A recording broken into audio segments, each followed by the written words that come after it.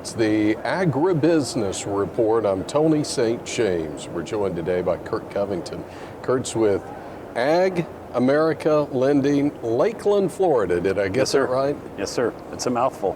And by the way, we're at the 70th ABA Ag Bankers Convention, and we're here in Omaha. You've been in Omaha before, too. Let's see. This will be probably my 30th year at the ABA conference, and it seems to always cycle back through to Omaha, right? It's the center of agriculture in the Midwest, right? And it's a great city, and it's easily acceptable to ag bankers from around the Midwest. And you'll see here today, I think there's 650 delegates to this convention, which is just fabulous, right? How important is it to have lenders from across the nation that are all tied together because of ag? How important is it to have them come together? Well, we all share a passion for rural America. That's number one. And we all share a passion for the farmers that serve this country. And as ag lenders, we kind of view ourselves as being the most important partnership they have on their farm. Now, I know they want to say, well, it's my equipment supplier, or, it's, my vendors and my seed supplier. We get that, but I think our relationships with lenders are so critically important, because without the capital that we provide them, it's hard for a farm to, obviously they can't, they wouldn't be able to grow the business, cover their costs. And so having that relationship with the farmers, it's just, in my 40-year career, has just been fantastic. And, I look forward to coming to this convention all the time because we all share the same passion. Curt, I just wonder, though, as we're here today, are we on the precipice of a transition in ag? I mean, really, when you look back at where we've been the last few years, pretty good years. It's been a couple very good years, and I would say, yes, I think we're probably heading into some transitional period. I think the balance of 2022 is going to be good. Top line farm revenue in the Midwest has never been better, whether that be corn, soybeans, dairy, other grains, and just top line revenue has just been terrific. The challenge has been, it's not always just top line revenue, right? And so margins are beginning to get squeezed. I mean, if you just look across the landscape, almost every input cost that a farmer has is either increasing at a 10% rate or more. So, whether it's seed, fertilizer, labor, water, go across the spectrum. There is no expense that's being saved on their income statement. And so it's not just, and we as bankers look at it as, top line revenue is really important, right? It shows you have good historical yields and that you're getting good pricing. But the bottom line is, what pays us back is the cash flow from the profitability of the operation. So we're starting to see margin squeeze. And margin squeeze, I think, going into 2023 is going to continue to be an issue.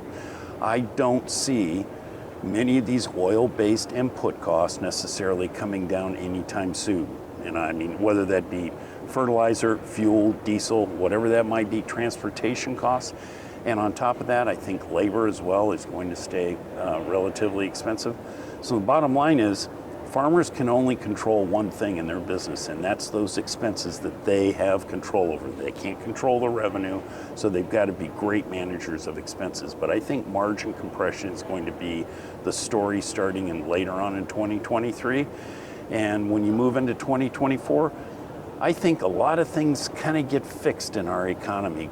I think you're already seeing it today that the supply chain issues are starting to kind of soften. Transportation issues are starting to get a little bit better. The ports are opening up.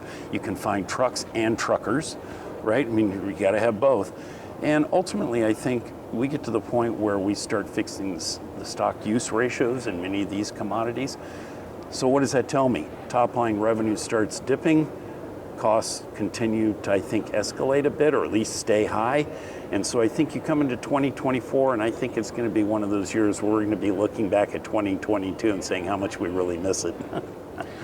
Well, and one of the questions will be, what kind of a farm bill do we have in 2023, 2024, if we have a new farm bill? What are your thoughts? Well, that's really, 3 months ago, I thought, okay, this farm bill will go through. It's a bipartisan farm bill, right? You got 70 to 80% of that being an urban-based, the SNAP programs, and you tend to get agreement across the aisle, and simply because it serves both the rural and it serves the urban community. With what's going to happen potentially tomorrow in the election, I think kind of flips the House. I think it potentially causes an extension of the existing farm bill, which is really, I think, not a good thing. It's never a good thing, but I think here, the things that I've been hearing, the field hearings that have been going on have been kind of unproductive and really have produced no really, issues that appear to be salient issues across the board. I'm hearing that they may reopen up all the field hearings to get better input and data. But I think the other piece to this, this puzzle as well is we've got something called reference rates on a lot of these commodities. And the reference rates quoted on many of these commodities just don't work right now. And if you extend that farm bill with reference rates for corn that are in the $3 range, as an example, all of a sudden the commodity support programs don't work, right? The PLC, ARC, all that are all impacted by that. Not to mention, if you look at the cost of food in urban America and across rural America, if you go to a grocery store today, they say food costs are up 8, 9, 10%. I think it's more like 14%, depends on what your buying habits are. But there are people that are in need of the SNAP program. And that SNAP program is going to, at least from a decision perspective, says the entire ag pie, right? The entire farm bill pie is either going to have to get bigger, which means a larger appropriation. With current members of Congress, I think probably there's less than 180 of them that even understand the farm bill, and who knows what happens with the new crop that comes in. And you start saying, well, we're going to need to increase the size of this farm bill to cover the SNAP program and these commodity titles. And you're going to have, both on the rural and the urban side, legislators are saying, so tell me, corn's $7, the highest it's ever been, and you're telling me farmers are going to have really profitably, why do we need this? And there's going to be a long education process, I think, for these incoming congressmen and congresswomen. And I just think that results in just an extension of this, unfortunately, an extension of the existing farm bill, and that's going to be an issue. Let's wrap it up with AgAmerica Lending. Where do we find you? I guess we could go to Lakeland, Florida, but where do we find you on the web? Well, Lakeland, Florida is still there after the hurricane, but there was a lot of damage. So www.agamerica.com. AgAmerica.com will take you directly to our website, but we have a presence across the U.S. We have offices in the West Coast. We have offices, obviously, on the East Coast and in other parts of the country, and we have representatives across the U.S. We do business in all 50 states. We originate transactions in all major 20 major sectors of agriculture, probably 200 different crops. So we're out there, we're very active. And for me, even after 40 some odd years of this, I get excited about seeing the next crop year and visiting with my clients and giving them the needed credit they have for their business. Curt, great to see you. Come back and see us soon, will you? Good to see you again. Curt Covington's with AgAmerica Lending, Lakeland, Florida.